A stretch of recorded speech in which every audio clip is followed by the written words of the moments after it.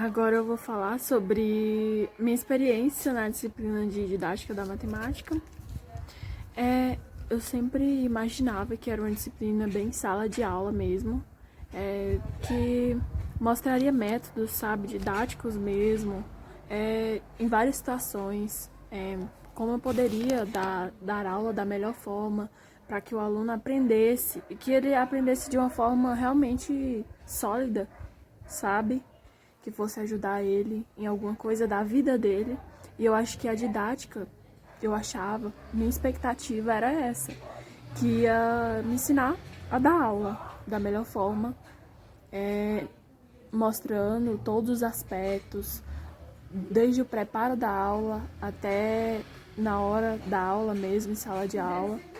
E essas expectativas foram cumpridas, porque na didática nos é ensinado desde a preparação, o plano de ensino, a gente aprendeu como preparar a aula. A gente aprendeu que tem muitos aspectos, tem muita coisa muito profunda para ser estudada, para ser analisada, que temos que levar em conta. E eu acho que foi até além do que eu pensava, porque nos textos que foi passado, a gente viu coisas que eu nem imaginava, sabe? O estudo que tem por trás, pesquisadores engajados, estudando sobre isso. E eu acho que a gente foi bem além na disciplina do que eu achava que seria trabalhado. Então, superou minhas expectativas, sim. Sobre a importância que essa disciplina vai ter para a minha formação, eu acho que é uma base mesmo, porque como professores, a gente vai trabalhar em sala de aula e a gente precisa saber, precisa ter um direcionamento, não só de chegar lá e dar aula como se não houvesse amanhã, passar conteúdo no quadro, tem que ter toda uma construção por trás, sabe? Visando o aprendizado mesmo do aluno, não só passar um conteúdo ali e memorização, vai muito além disso, e a didática ela vem ensinar isso, vem ensinar métodos, o que fazer em cada situação. Acho que abriu minha mente para muitas possibilidades, coisas que eu não dava importância, e com certeza é uma base para todos os professores, né? Temos que aprender a didática específica da nossa área, que é a matemática. E é muito importante ter esse aprofundamento, ser algo específico, porque a matemática é uma ciência bem complexa e precisa de métodos próprios, porque não tem como ensinar matemática como se ensina outras matérias, assim como cada uma área de ciência, de ensino, tem sua própria didática específica. E muito interessante que também alguns pontos da didática são gerais e outros são específicos. Então, algumas coisas que vão servir para a matemática vão servir para várias outras áreas. E durante a disciplina, a gente trabalhou vários textos, discutiu, argumentou, fizemos resenha crítica. E o primeiro texto foi o de Introdução à Didática da Matemática, que o próprio título já diz, veio nos introduzir, né? De onde surgiu, quais são os principais contextos, onde ela é aplicada, no que ela difere da didática geral. E eu creio que ficou bem explicado, ficou bem introduzido de verdade por meio desse texto, onde a gente fez uma resenha crítica e também podemos expor nossa opinião, o que eu achei bem interessante. E depois dos textos, a gente fez seminários, então cada grupo ficou responsável por um texto. E, por exemplo, no grupo 2, o tema deles foi a didática da matemática como epistemologia da aprendizagem. E eu não tinha ideia do que era epistemologia, que na verdade é um ramo da filosofia, que ela vai estudar os conceitos, vai estudar uma área da ciência e como surgiu aquilo, em que ela se fundamenta. Então, esse texto basicamente fala que a didática é uma formação. toda a aprendizagem se baseia em alguma didática. O que é aprendido tem uma didática ali por trás, tem um método de ensino e foi muito interessante.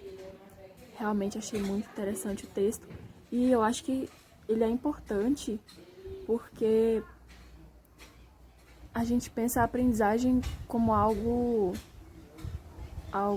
individual, algo que tem um fim em si mesmo, mas por trás tem outras ciências. A aprendizagem, ela para acontecer, tem que ter um preparo, tem métodos ali por trás, tem uma construção ali por trás. E a gente saber como é feita essa construção é fundamental. Porque como aluno no ensino médio, no fundamental, eu via o trabalho dos professores e pensava que era algo simples de separar um conteúdo, chegar ali em sala e expor para os alunos, o que não é nada simples, é tudo pensado, tudo tem o seu objetivo e é muito importante a gente saber esses objetivos, o que a gente quer passar, o que a gente quer que os alunos aprendam, que eles relacionem, que eles contextualizem, e esse texto é bem importante para isso. O texto do grupo 3, que foi o meu grupo, é o texto Erros e Obstáculos, que eu achei bem interessante também, que fala da diferença dos dois. Em erro, como algo simples, por exemplo, em um problema, em uma resolução, você erra. É comum no aprendizado a gente errar sempre. Isso até nos faz evoluir. E em obstáculo, né? Em como um conhecimento ali mal fundamentado, equivocado, pode se tornar um obstáculo para adquirir um novo conhecimento no futuro, para evoluir. E eu realmente nunca tinha pensado por esse lado. E só no ensino superior que eu fui perceber essa dificuldade em como certos conteúdos que a gente aprendeu no fundamental, no ensino médio, eles tiveram um peso enorme. Na verdade, se tornaram um obstáculo realmente para a gente aprender novas coisas. Porque os nossos alicerces, eles eram fora de contexto. A gente não aprendia que a matemática podia ser interdisciplinar, que ela estava ligada a várias áreas. A matemática está ligada à psicologia, à filosofia, à pedagogia. E a gente aprendia algo ali muito abstrato, muito, como se diz, muito contido ali, preso ali em um lugar só abstrato. E a gente não conseguia contextualizar, ligar isso a outras coisas. E isso se torna um obstáculo muito grande, principalmente no ensino brasileiro, né? Que tem seus pontos positivos, claro, a educação básica brasileira, mas também tem essa questão muito forte de um ensino meio desregulado, meio não faz uma ponte, sabe, entre as matérias. E eu acho que esse texto, Erros e Obstáculos, abre os nossos olhos. É importante para abrir nossos olhos quanto a isso. O quanto um conteúdo mal ensinado, mal conduzido e sem usar os recursos que pede, que são necessários para a aprendizagem, isso pode atrapalhar o desenvolvimento, a aquisição de novos conhecimentos. E a matemática ela é uma ciência complexa, ela é uma ciência que a gente começa engatinhando, depois a gente começa a andar, depois a gente corre. Então, você tem que ter as bases, os alicerces para você construir uma base sólida, uma casa, né? A casa do conhecimento. Então, na matemática tem muito isso. Você aprende ali desde o princípio, retas, linhas, pontos. Então, se você não tem aquilo bem encaixado, bem fundamentado na sua mente, e você aprender de forma errada, você vai ter muito problema na frente. Porque um conteúdo liga a outro. Uma coisa está relacionada a outra, sempre assim. Então, com certeza, um dos textos, uma das atividades mais importantes da disciplina foi esse texto. E o texto do grupo 4 foi o contrato didático. O que é isso? Eu não sabia que existia isso também, que é um conjunto de comportamentos, de atitudes, de ações que são esperadas do professor e do aluno. Então, basicamente é um contrato ali em sala de aula. O aluno espera um certo tipo de comportamento do professor e o professor espera um certo tipo do aluno também. E esse contrato didático, ele influencia muito na relação de ensino-aprendizagem, tanto que um exemplo são os efeitos que acontecem em sala de aula. O efeito Jordan, o efeito Topaz e o efeito Pigmalião. Achei muito interessante, eu nunca tinha ouvido falar disso, que o efeito Pigmalião é quando um grupo de alunos ou um aluno individual, eles têm um rendimento. Sempre tem aquele mesmo rendimento na disciplina, nas avaliações. Então, o professor vai ter uma imagem do aluno e o nível de exigência com esse aluno vai depender da imagem que o professor tem desse aluno. E o efeito Jordan também, que diz respeito a um certo conhecimento equivocado que o aluno tem. Por exemplo, em uma equação, que o aluno muitas vezes aprende que quando você vai isolar a incógnita, você passa por outro lado algo negativo, algo que estava dividindo, você passa multiplicando. Ele usa esse conhecimento equivocado como estratégia de ensino. Então, ele não procura corrigir aquilo, ele usa aquilo para estimular o aprendizado do aluno. Então, algo que o aluno diz saber que é meio equivocado, ele vai dizer que está correto e, com isso, ele vai incentivar. O aluno vai se sentir bem, né, por ter acertado, e isso vai incentivar a aprendizagem. E o efeito Topaz também. Esse efeito acontece quando o aluno encontra dificuldades para solucionar um problema ou no aprendizado mesmo, e o professor ele vai possibilitar meios dele sanar essa dificuldade, vencer essa dificuldade sem um verdadeiro esforço do aluno. Então ele vai dar todos os recursos, todos os meios para o aluno sanar essa dificuldade, mas que não vai demandar muito esforço do aluno. Então, isso tudo está dentro do contrato didático, é importante a gente saber isso, porque você vai chegar lá na sala de aula, você vai saber já, você não vai estar perdido. O que você vai esperar do seu aluno, o que o seu aluno espera de você. E é importante você estabelecer um contrato realmente com seus alunos, tanto no sentido de andamento da aula, como vão ser suas aulas, o que você espera deles, qual a avaliação que você vai fazer, o que eles têm que fazer na aula, quais são os exercícios, a participação, tudo isso está presente no contrato didático. Já o grupo 5, o tema deles foi a teoria das situações didáticas. O que é isso? São construções. Você vai construir situações realmente didáticas que vai ensinar o aluno ali, como um problema no cotidiano, situações realmente. Você não vai só expor o conteúdo. Ali na sala de aula vão ter situações e você vai ensinar através delas. Acontece muito em sala de aula o professor dá exemplo ali, fazer perguntas para o aluno, por exemplo, sobre qualquer coisa da vida dele e elaborar um exercício ali, um exemplo. Então, tem certas situações muito específicas para cada tema que podem ser construídas para favorecer essa aprendizagem.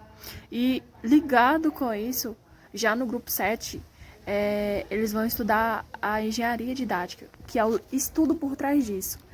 Vão analisar situações didáticas, quais realmente valem a pena, quais realmente estimulam o ensino da matemática, o que esses dois temas são muito importantes, porque no texto 5 você vai aprender como construir algumas situações para melhorar o seu ensino, a forma de você aplicar o conteúdo, e o da engenharia didática você vai entender sobre pesquisas que existem, que as situações didáticas, todo o conteúdo da didática da matemática está em constante aperfeiçoamento.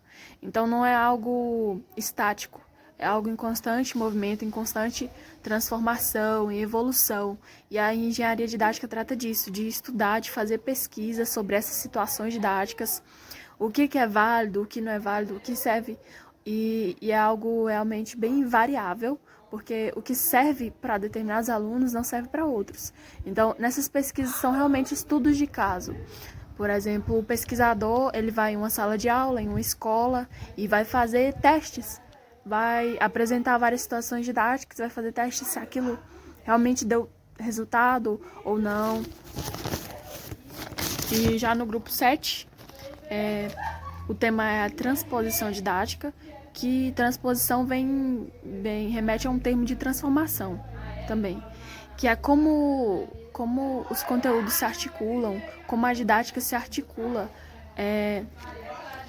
de chegar da teoria até a prática, de algo ali presente nos livros, nos conteúdos, até chegar ao aluno, até ser algo que ele vai refletir, que ele vai aprender. Então, a transposição didática, ela trata de toda essa transição, do conteúdo ali teórico, até chegar numa prática, quem sabe, até chegar no aprendizado do aluno, passa pela didática de sala de aula, passa pelas situações didáticas. Então, a transposição didática, ela trata de toda essa trajetória. Basicamente, é um apanhado da trajetória de todos os textos, dos erros e obstáculos. Então, os textos são bem complementares e trata de todas as situações vividas em sala de aula, tudo o que existe por trás, todo o aprofundamento, toda a pesquisa, todos os objetivos, porque tudo em sala de aula tem objetivo. Então, para você ensinar, para você ser um educador, sempre tem que ter um objetivo por trás da sua aula. E, recapitulando, no grupo 2 foi tratado a didática como um fundamento da aprendizagem. Por trás da aprendizagem tem ali um método, um ensino. O grupo 3, dos erros e obstáculos, que de acordo com esses métodos, com esses ensinos, existem a diferença de erro e de obstáculo, que algo ensinado, mal ensinado, vamos colocar entre aspas, pode se tornar um obstáculo para um conhecimento futuro, para uma aprendizagem futura. E que na sala de aula, dentro desse contexto de didática, tem o contrato didático, que é a relação entre professor e aluno, que realmente a gente vai viver isso. A gente vai ter várias situações de relacionamento mesmo, de professor para aluno, que é algo, chega até ser pessoal, porque o relacionamento com os alunos é algo diferente, de professor para aluno, de cada aluno com outro aluno. E já no grupo 5, trata da teoria das situações didáticas, que é bem específico no conteúdo, no ensino, algo que vai ser construído para um objetivo próprio, um objetivo específico. Por exemplo, para você ensinar geometria, você vai construir ali algo, um exemplo, com jogo, com algum material concreto, entrando já em outros assuntos que a gente aprendeu mais à frente. Então, basicamente, os textos são complementares. Então, eles vão ali desde o começo da introdução, o que é a didática, para que ela serve, até a transposição didática, que vai estudar toda essa trajetória, todas essas áreas do ensino, que é algo bem complexo, que demanda tempo, esforço, estudo, tem que ter objetivo. Para cada caso, há um método. Então, diz que vai tratar a didática. Existem vários métodos e você pode escolher. Algum método vai ser errado para um determinado conteúdo, mas outro vai ser certo. E depois, ainda no período antes da pandemia, a gente fez um estudo do conteúdo, que foi uma atividade, onde a gente mostrava um conteúdo, escolhia um conteúdo e destrinchava esse conteúdo em conceitos, teorias, exemplos. Então ali você vai explicar, vai detalhar tudo o conteúdo da sua aula. E foi importante, com certeza é importante, porque então o estudo do conteúdo veio mostrar pra gente essa questão de planejamento, né? Que é uma coisa básica, um princípio básico de um professor, que ele tem que saber todo o conteúdo, todos os axiomas, as teorias. E foi um exercício mesmo de preparação de aula, começo de uma preparação de aula. E a gente também fez uma análise de livros didáticos, que é algo que vai ser bem presente para nós, que os livros didáticos fez me entender que os livros didáticos nem sempre são apropriados. A gente fez uma análise bem profunda com perguntas específicas. Por exemplo, se aquilo é apropriado, se os conteúdos estão de maneira crescente, do mais fácil para o mais complexo, que é muito importante, se os exercícios foram suficientes para testar a aprendizagem, esse tipo de coisa que a gente realmente normalmente não se atenta. E tanto o estudo do conteúdo quanto a análise do livro didático serviu para nos preparar com relação ao conteúdo, que o livro didático nem sempre, todos os conteúdos, a maneira que são expostos, os exercícios, são eficientes, né? Então a gente pode mesclar ali de outras fontes. Então é algo bem importante que precisa ser analisado, precisa ser feitas essas perguntas, se tudo que está ali no livro vai ajudar mesmo na aprendizagem, e depois dessa análise a gente vai para preparação dos conteúdos, realmente. O que a gente vai explicar, o que a gente vai ensinar, algo assim. Então, depois dessas atividades, veio o período de pandemia e a gente continuou ligado à disciplina por meio de algumas atividades extras, como atividades sobre os textos dos seminários, sobre os textos que a gente ia apresentar depois nos seminários, que foram para fixar o conteúdo. E depois a gente teve um texto também sobre modelagem matemática, que basicamente é a arte de transformar ou traduzir um fenômeno do cotidiano para uma linguagem matemática. E esse texto realmente falava disso, em como a matemática às vezes é muito abstrata e tem essa dificuldade de interdisciplinaridade, de conexão com a vida real mesmo, com situações do cotidiano. Sabemos que nem tudo na matemática é possível ligar ao cotidiano, mas tem muitas coisas que podem. Então, a modelagem matemática trata disso. E você pegar ali uma situação da vida real e traduzir para uma linguagem matemática. Que às vezes facilitem muito a nossa vida em questão de redução de contexto por causa dos símbolos, né? Às vezes facilita muito a compreensão em como dar ali aquela conectividade entre o conteúdo ali abstrato em sala de aula e algo que você realmente pode usar na sua vida. Depois a gente fez uma pesquisa sobre as contribuições dos jogos para o ensino de matemática, que ajudou depois, essa pesquisa ajudou depois na elaboração da aula gravada que a gente fez, porque com base em muitas pesquisas eu pude perceber que os jogos são um recurso muito bom e muito funcional, muito útil, e que realmente deixa claro algum conteúdo, algum conceito ali que o aluno não consegue visualizar. O jogo ele faz essa ponte entre a teoria e algo concreto mesmo. Então, dando um exemplo da minha aula, que eu utilizei formas geométricas para ensinar sobre álgebra, me veio muito essa ideia de que os alunos realmente quando tem muita dificuldade, eles precisam de algo para visualizar, para ver como aquilo se encaixa e aquilo faz mais sentido para eles se for algo visível, se for algo que ele pode, algo mais atrativo para ele, como um jogo, por exemplo, vai fazer ele se interessar pela matéria e, consequentemente, ter mais facilidade de aprender, o que é algo muito positivo. A gente saber que tem esse recurso muito bom para utilizar na aula e que nem sempre precisamos ficar ali só no quadro ou então só no slide. Os jogos estão aí para isso. E um outro texto que foi trabalhado, que a gente leu, foi a didática como ferramenta objeto. Então, basicamente esse texto se tratava de situações que aconteceram em sala de aula que poderia ser usado no aprendizado.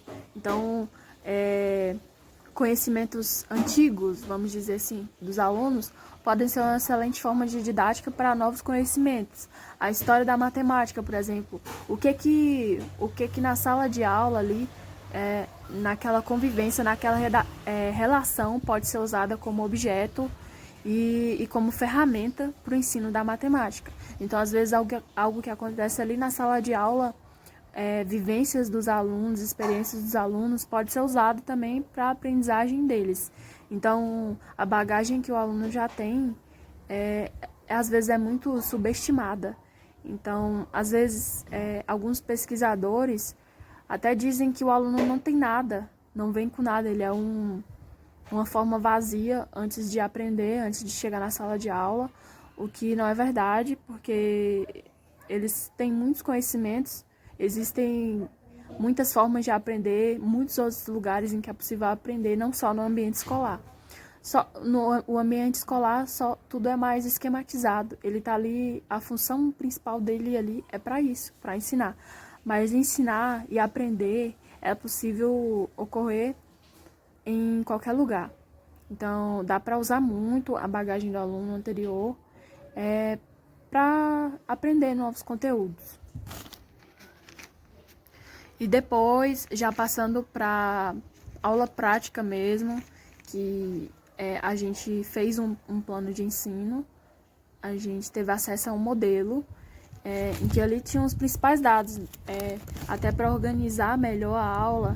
Ali a gente colocava o nome da escola, a turma, até para fazer um controle mesmo.